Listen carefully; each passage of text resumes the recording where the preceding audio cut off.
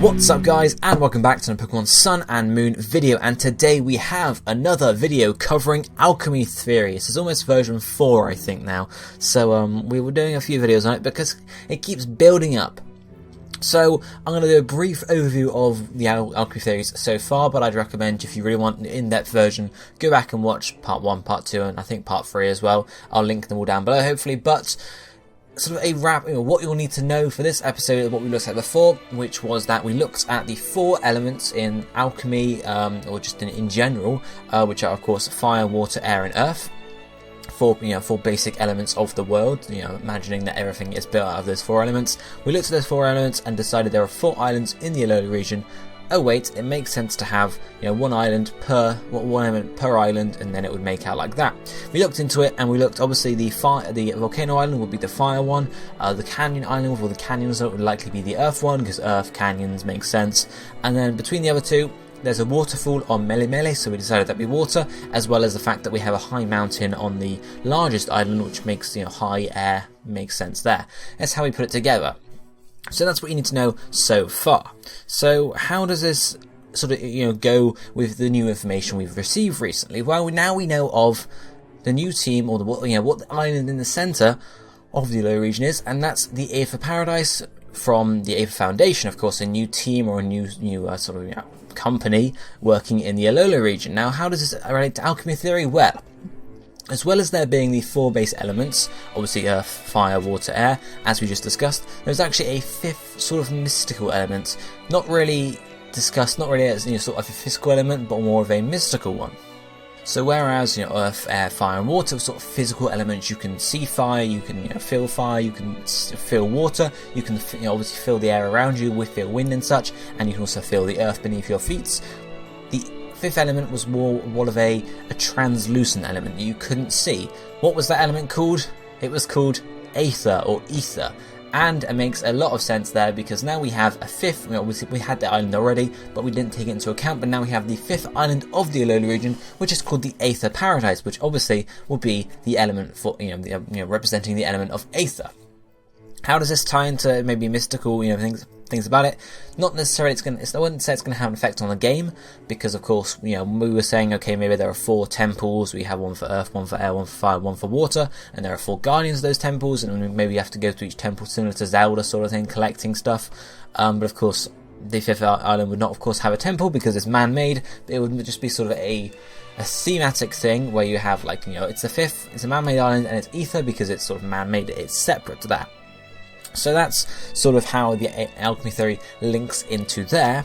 But we have some more stuff about the Aether Foundation to talk about, and this is related to one of the new Pokemon we saw and I've discussed about already, Type Null.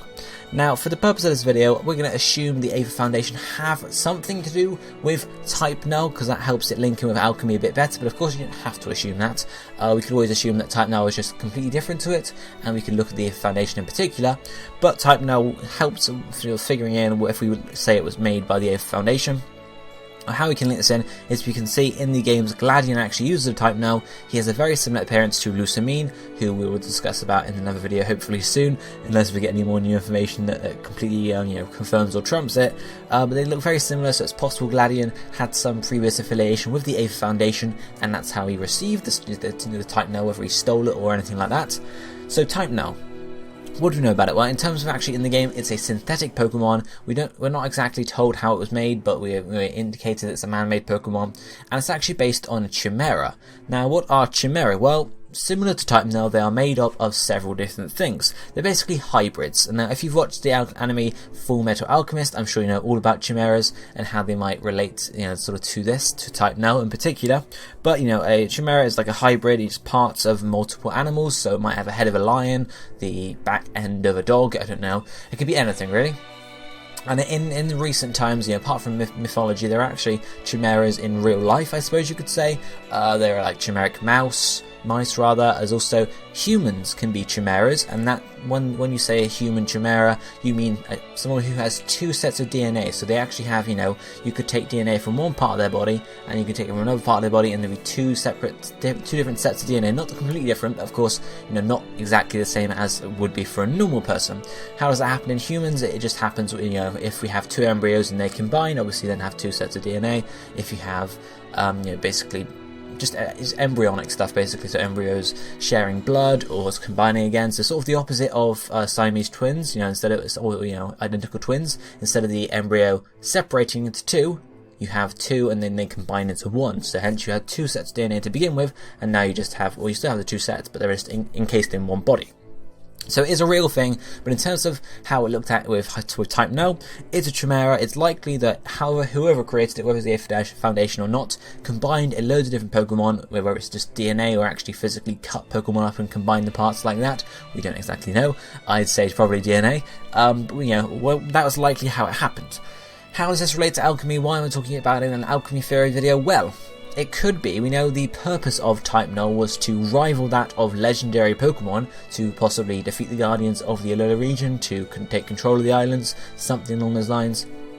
Or maybe it was to rival other more powerful legendaries, we're not too sure, but it was, it was created to rival a legendary Pokemon, basically. So it's sort of a legendary destroyer, I guess we could say. So something that could be used as a solution to get rid of the, I'm going to talk about particularly the Island Guardians here, to get rid of those.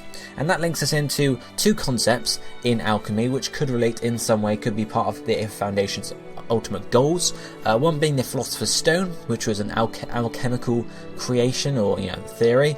It was basically something you could use to turn base metals, i.e. iron and copper, to gold and silver.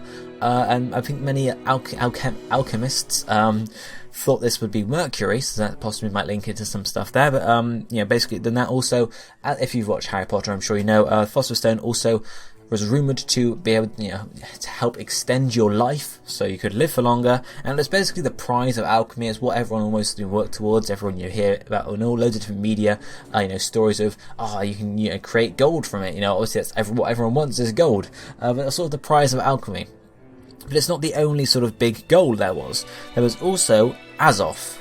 Now I've heard Azoth before in terms of Pokemon. I've had previous videos on this, but Azoth, as a quick sort of roundup, was basically sort of intended to be a universal solvent or medicine, so it could dissolve any metal inside it, which was quite a desirable characteristic for alchemy, but also universal medicine, so it could heal anything, and similar to the Philosopher's Stone in that sense. But these were two goals of alchemy. They, alchemists sort of just wanted to work towards solving these two issues, I guess you could say, similar to how we have issues in modern medicine, like with cancer and dementia and stuff like that.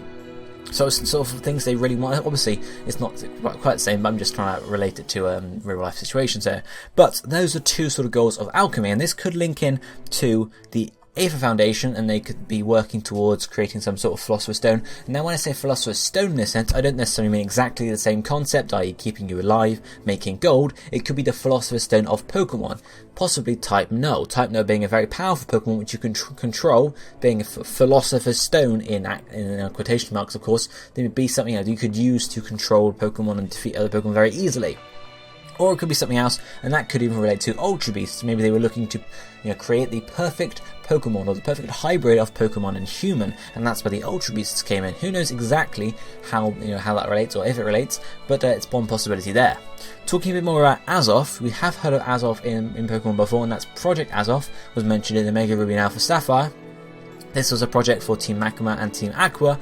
It was basically related to Mega Evolutions as well as Primal Reversions, and sort of linking into Infinity Energy.